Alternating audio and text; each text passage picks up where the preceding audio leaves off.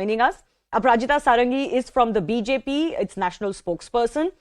We're also joined by Sandeep Ghosh, journalist and political commentator. George Kurian is a political strategist, leans towards the Congress, and Professor DK Giri, political analyst, also with us. Mr. DK Giri, let me begin with you. Could there have been a greater embarrassment, humiliation of the Gandhis in present circumstances than what has transpired with Gehlot's tactic? No, it is certainly not. Party is democratizing, Shivani, and if they are not going to impose a chief minister on Rajasthan, the MLAs, majority of MLAs have expressed their opinion, who they would want, and party should go by that. And, media and BJP were accusing Congress of having been under the family stranglehold. That is going, I think, in fact, we should congratulate Rahul Gandhi for sticking to his gun by saying that nobody from the family should contest. So he is ending the dynasty, and the party is democratizing. That's still not good leadership. It's a very good development for Indian democracy. And Professor Giri, it's still not good leadership to have this play out in full public and your senior management being held to ransom virtually by your MLAs. They needed to sort this out behind closed doors. In fact, their central observers were quote-unquote humiliated.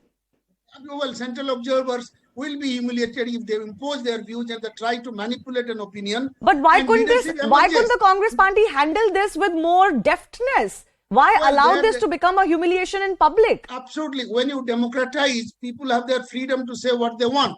And secondly, leadership emerges to the challenge of times and circumstances. Leadership will emerge. Where was Manmohan Singh when the Congress party won the election? He became the prime minister for 10 years.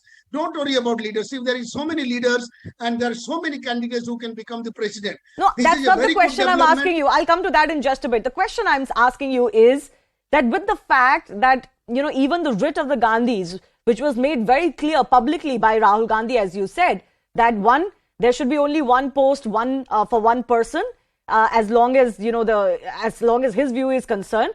It was a public, snub of Mr. Gehlot wanting to keep both positions. Now, after all of that, Mr. Gehlot and his MLAs and his camp have pulled off this stunt in Rajasthan, forcing the High Command to back off.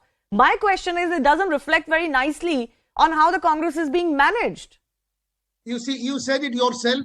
Gehlot wants to be the chief minister, not the Congress president. He was being pulled out of Rajasthan. But then why was he being forced in the first place?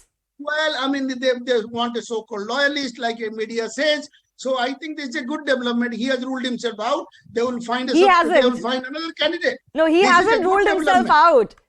Yes. I think it is the Gandhis who've now ruled him out. But they had no choice. They had no choice. And that's exactly the point I'm making, DK Giri. Why would you publicly want to be left with no choice? That's exactly what I'm saying. Sandeep Ghosh is smiling. Sandeep Ghosh, I'm sorry to say, but there is no other way to sugarcoat this. This has been an embarrassment and a humiliation of the Gandhis. Development. This is how the party should run, not centralized. Not publicly like this. You sort out you get everyone on the same page behind closed doors and in meetings. No, in a democracy it does not happen. Why there are elections? Everybody was on the same page. If it is such a democracy in the Congress party, why was Mr. Gehlot being pushed to fight the elections in the first place? Clearly he was unwilling. He might have been pushed, but he has made his mind clear. Okay, we have a democracy here, but we don't have democracy whether he wants to fight or not. All right. Sandeep Ghosh.